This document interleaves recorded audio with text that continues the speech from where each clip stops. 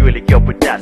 Det var det coola gänget på skolan som gick. Man hade gömt en filmkamera och på bilderna de fick.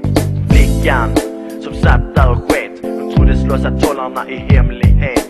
Men det man inte vet, det lider man inte av. Men hon skulle snart få veta i skolans matsal. Klockan blev 12 och alla sprang dit. Och stackars lilla flickan som inte visste ett skit. På widescreen i matsalens entré. Alla ville titta, ja alla ville se. Förtvivlad och ledsen, hon sprang därifrån. Ringde sina brussor som kom med en gång. Gärningsmän bakom misshandel och bränder stormar de salen med basebollträ och händer. Och får tag på detta gäng som gjort detta bus. Hotar dem varsamt och spottar snus. Och så sjöng de: hejsan alla Seppebarn, rullstol, rullstol hela dagen. Hejsan alla Seppebarn idag.